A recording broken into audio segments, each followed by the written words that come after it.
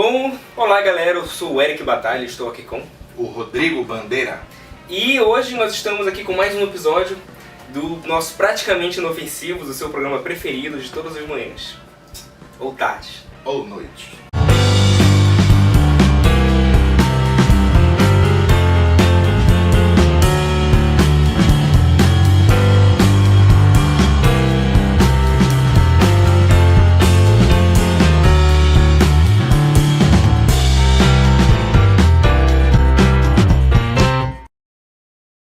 Bom, existem nomes, né, Rodrigo, que são essenciais para a gente entender a evolução de algumas coisas. Com certeza. Entender cinema sem pensar no Alfred Hitchcock é impossível. Entender pintura sem pensar em Van Gogh, por exemplo, é completamente difícil. E entender música, certo? Sem pensar em alguns nomes também é impossível. E hoje a gente vai falar de um desses nomes. De quem a gente vai falar hoje, Rodrigo? Nós vamos falar sobre o grande guitarrista chamado de Eric Clapton.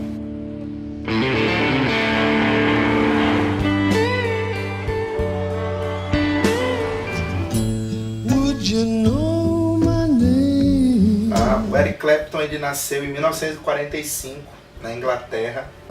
Na biografia dele, né, na autobiografia que ele publicou, ele fala que ele sempre teve contato com música, mas só veio ganhar o primeiro violão dele, a primeira guitarra, mais ou menos entre 11 e 13 anos de idade. É interessante falar sobre a infância do Eric Clapton, porque ela foi uma infância meio difícil, né? Sim, Enfim, a vida dele começa de uma forma meio conturbada. A questão da infância dele, ele passou por uma situação bastante complicada, que ele foi criado pelos avós, considerando que os avós eram os pais deles. Né? Então ele foi criado como se a mãe dele fosse irmã dele. A irmã dele, enfim, recebeu ele com 15 anos, né? Com 15 anos de idade. Ele é filho de um soldado canadense, né? A gente pensar ali, 45, ele foi concebido em 44, a gente está ali praticamente no finalzinho da Segunda Guerra. A Inglaterra ela recebe muitos soldados norte-americanos e canadenses. Então, enfim, o nascimento do Eric Clapton que aconteceu, essa situação não era uma coisa incomum naquele momento. E a descoberta de que os pais não eram pais, eram avós, e que a irmã não era irmã e sim mãe, isso daí causou um trauma muito grande na cabeça dele. O que fez com que ele fosse uma pessoa introspectiva, né, fechada, não tivesse um relacionamento muito, enfim, um relacionamento interpessoal muito desenvolvido. E onde é que ele vai achar, né, a saída para isso? A saída é a música. E principalmente, como ele ressalta bastante, o blues. O blues. Early this morning, knocked upon my door. Tanto que a primeira banda que ele vai tocar é uma banda que faz cover de blues. Né? Na verdade ele vai tocando por diversas, mas a primeira banda assim, de projeção, onde ele é conhecido como um grande guitarrista, ela é uma banda que faz cover de blues, que é Yardbirds.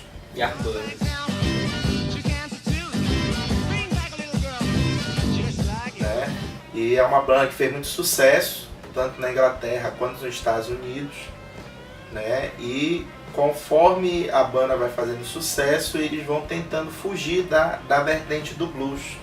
E isso vai incomodando o Eric Clapton até que chega o ponto que ele resolve sair da banda, porque ele disse, se for para tocar música pop, eu não quero. Pois é. Eu quero tocar blues. Né? Aí ele sai do Yardbirds. Deixa outra pessoa no lugar dele, né? Deixa um outro grande guitarrista no lugar dele, que foi o Jeff Beck. Né? E ele ingressa em uma outra banda inglesa que também fazia cover de blues, que era o John Mayall e seus Blues Breakers.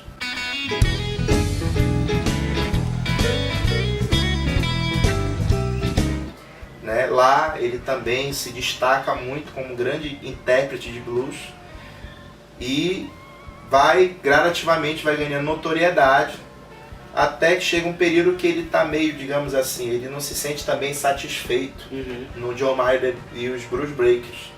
E ele está fazendo um show na Inglaterra e um velho amigo dele resolve assistir o show dos Blues Breakers, que foi o Ginger Baker, né, um grande baterista de jazz, reconhecidíssimo na Inglaterra. Ele resolve dar uma carona com o Eric Clapton.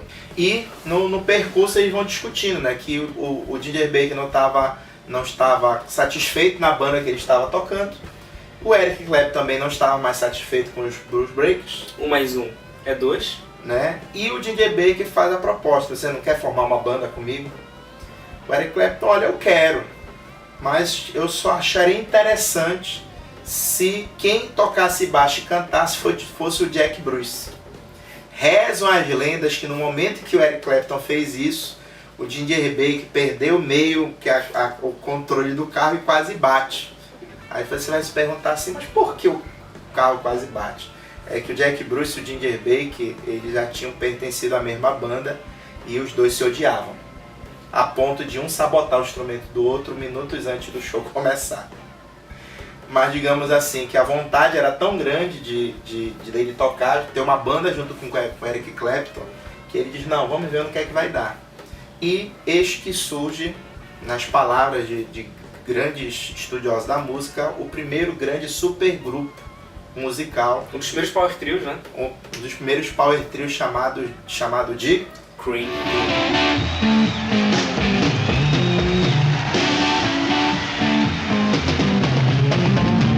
Em 1966 eles lançam o primeiro disco, onde já tem composições dele, mas uma boa parte da música são regravações são regravações não, né? São releituras de blues, que o som deles foi bastante característico na época, né? Uma mistura de hard rock com rock psicodélico, com blues. Era uma mistura muito grande com jazz, que são as raízes do Jack Bruce com Ginger Baker, e o Clapton puxava para o lado do blues, e surgiu o supergrupo chamado de Cream, né? Cream porque digamos assim, eles não eram nada, digamos, humildes, que eles diziam que os três eram o creme, né? Era a cobertura do bolo musical da Inglaterra. Era o creme de la creme. É o creme de la creme dos músicos da Inglaterra. E a habilidade do Clapton era tão grande que foi nesse período que apareciam muros pinchados com a frase Clapton is God. Né? Clapton era o deus da guitarra e assim vai embora. Só que conforme o Cream vai fazendo sucesso, o mesmo sentimento que o Clapton tem de que aquele não é o seu lugar, principalmente devido às divergências que existiam criativas entre o Jack Bruce e o Ginger Baker, que eles dizem que eles não aguentam mais, né? Que o Cream vai acabar. E depois de 4 discos, de 1966 a 1969, o Cream tem o seu fim, né? A banda acaba e cada um segue seu caminho. Depois do término do Cream, devido a toda a questão que teve do grande sucesso, o Clapton ele queria estar longe dos holofotes. Ele começa a se incomodar com a fama, né? Isso, ele começa a se incomodar com a fama e etc. E ele forma uma outra banda, só que digamos assim que ele não quer, digamos assim, estrelato. Que foi uma banda que poucas pessoas conhecem, chamada de Blind Faith.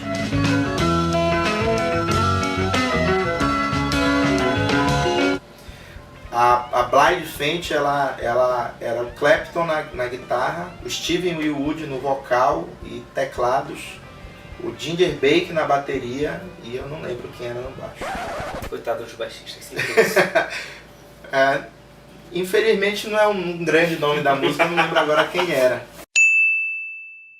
E se você procurar no YouTube, existe uma exibição de 69 que foi gravada no Hidden Park.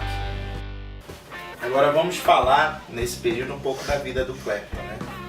O Clapton, ele foi um consumidor de heroína, né? Então, durante o Cream, ele consumia heroína. Um grande consumidor de heroína, só para deixar claro. Um grande consumidor de heroína.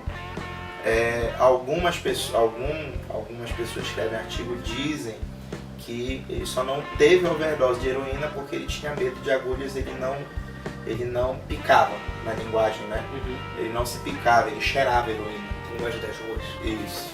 Ele cheirava heroína. Então, por isso que ele nunca teve overdose, né? Porque nunca foi uma grande concentração na corrente sanguínea. E ele passou um bom tempo recluso. Tá? Ele passou um bom tempo que ele não saía de casa. Ele tinha uma namorada que comprava heroína, os dois ficavam chapados lá dentro. E ele não saía. Quando terminava a heroína, ela ia comprar e trazia para eles consumirem lá dentro. Existe até um episódio muito interessante que em 69 o George Harrison, ex-Beatle, ele organizou 69 e 70, não sei exatamente a idade não, o ano.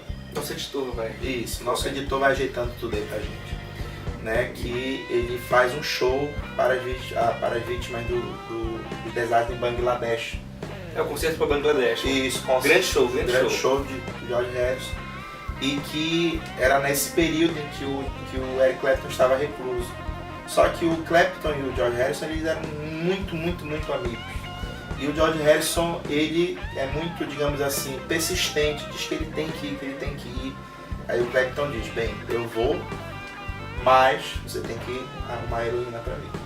Só que a heroína que o George Harrison arruma não é de uma qualidade boa.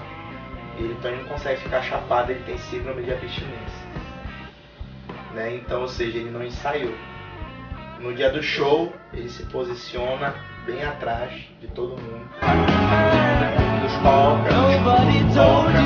E na biografia dele diz que ele é o período que ele tem mais vergonha da vida dele. Ele não consegue assistir esse show. Porque, enfim, uma pessoa que teve um nome pichado nos muros, né, da Inglaterra, dizendo que ele é Deus. Você vê o concerto para Bangladesh, você nem identifica o Eric Clapton ali. Porque de fato ele tá irreconhecível. E reconhecível no escuro, a guitarra dele, enfim, tá baixíssima, certo? Praticamente não dá pra escutar e é triste, né? É triste, é um período de decadência bem acentuado.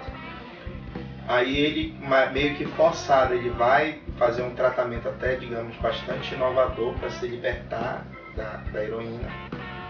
Consegue se libertar, um tratamento relacionado a alguns choques que são dados em algumas regiões, ele consegue se libertar da heroína. E depois disso, ele também não quer saber de fama. Só que ele está passando por outro período da vida dele.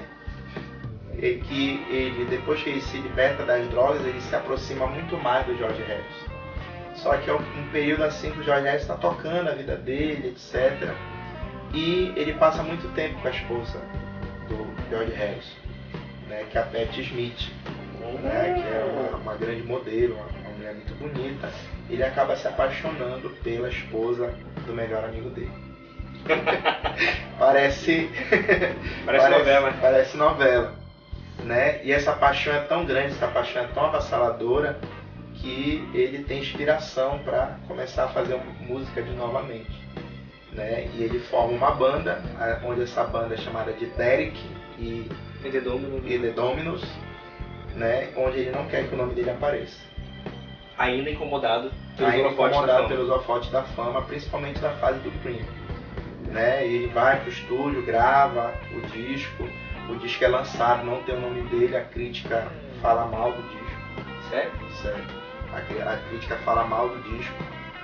Depois que descobriram o que era o Eric Clapton tinha feito, eles tentaram remediar e tal, mas foi uma forma do Eric Clapton mostrar como é que a mídia, a crítica musical, meio que se comporta, né? Se for uma pessoa famosa, eles falam bem, se for um desconhecido, eles ou nem escutaram o disco, então falam mal e etc. E é, na minha humilde opinião, uma das melhores obras. Uma das maiores obras, não só do Eric Clapton, mas de todo aquele momento musical. Sim. Talvez seja a melhor obra do Eric Clapton. Ele tem composições novas, ele faz versões de blues antigos e tem talvez o maior hit, um dos maiores hits da carreira dele, que é a música Leila.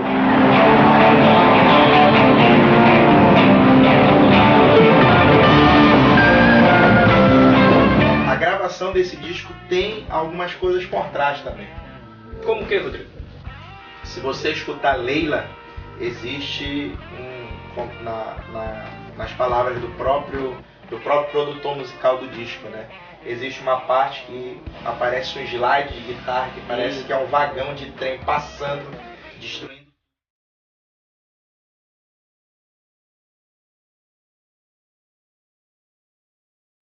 Né? Todos os slides desse disco foi feito por um grande guitarrista que é o Duane Allman, que era o guitarrista do Allman Brothers Band.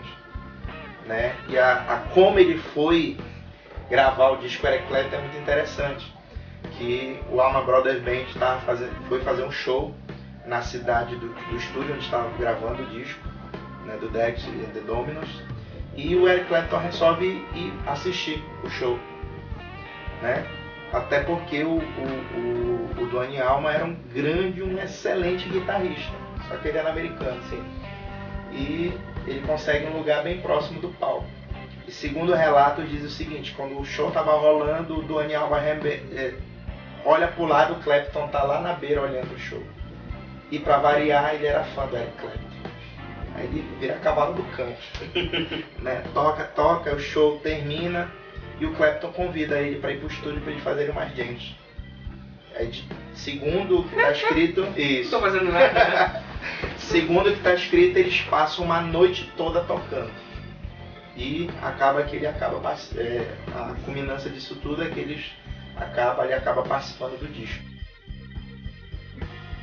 E a música Leila foi uma das músicas feitas especialmente para a mulher do George Harrison. Exatamente. Ela foi a primeira pessoa que escutou a música.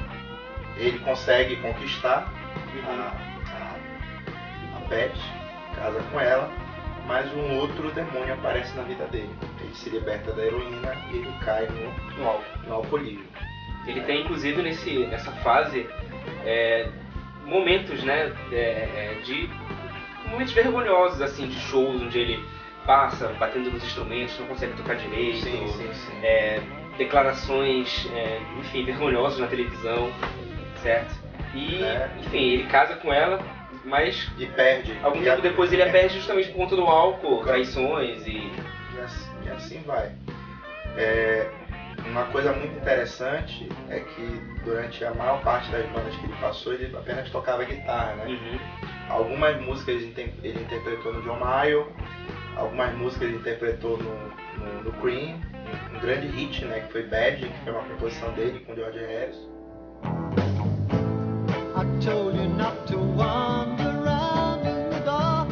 E ele não acreditava que ele conseguiria, digamos assim, seguir em carreira solo, porque ele não acreditava que a voz dele fosse suficiente para isso. E o Leila e os outros sons de amor, né, em tradução livre do disco, ele canta todas as músicas. Né? Eu tenho até um amigo que fala assim que a versão que ele gosta de Leila é a versão original, que parece que ele não vai conseguir alcançar os tons e tal, que ele ainda não aperfeiçoou a sua técnica vocal. E a partir desse disco ele vai em carreira solo. Só que essa carreira solo é embalado a álcool. Né? Álcool. E uma das vezes ele é internado contra a sua vontade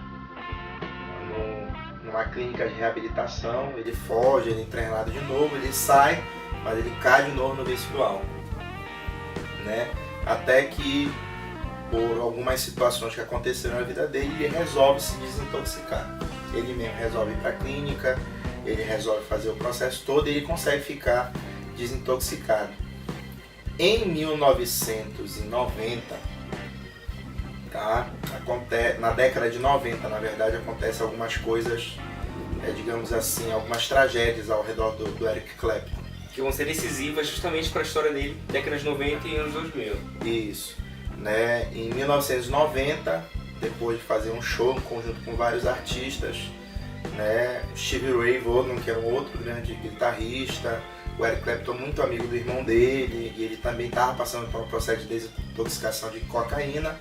Ele morre no helicóptero que era por Eric Clapton estar. E algumas pessoas da equipe do Clapton acabam falecendo junto nesse acidente de helicóptero.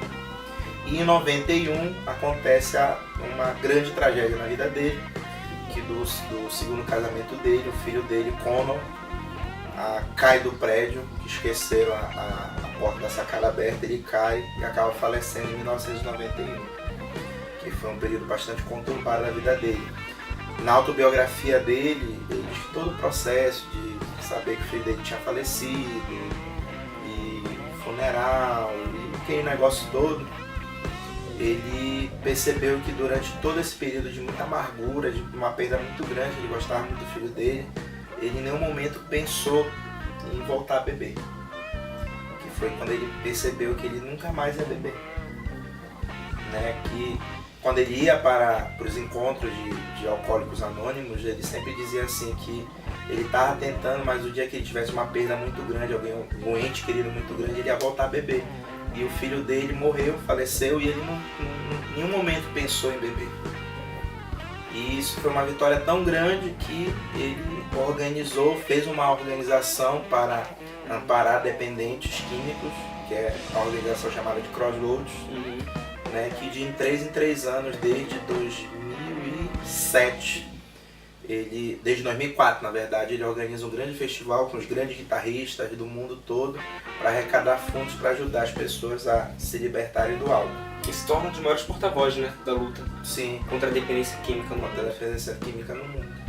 Então isso daí foi um pequeno recorte da carreira de um grande artista que tem 74 anos de carreira. 74 anos. O último álbum dele saiu. Okay. Foi 2016. 2016 saiu o último disco dele, Till You Do. Enfim, com uma discografia imensa, extremamente importante para a história do blues, certo? História do rock. História do rock, o pop, enfim. Sim. Músicas dele como Teasing Heaven, Wonderful Tonight.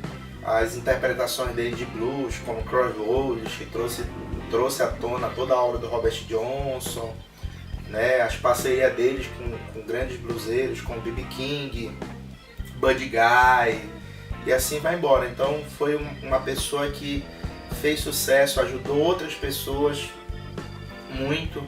Em 2005, a reunião do Cream foi basicamente para ajudar os outros 2 integrantes que estavam passando por situações financeiras difíceis. A reunião do Cream foi uma forma que ele encontrou de ajudar os outros 2 integrantes da banda que fizeram muito sucesso juntos. Né? Então, assim, pela sua caminhada, pelas suas perdas, pelas suas vitórias, ele foi uma pessoa muito importante, tanto para a música quanto para as pessoas que estavam à volta dele. E são as palavras de uma pessoa que gosta muito. Então, meus amigos, era isso que a gente tinha que falar sobre a carreira do Eric Clapton.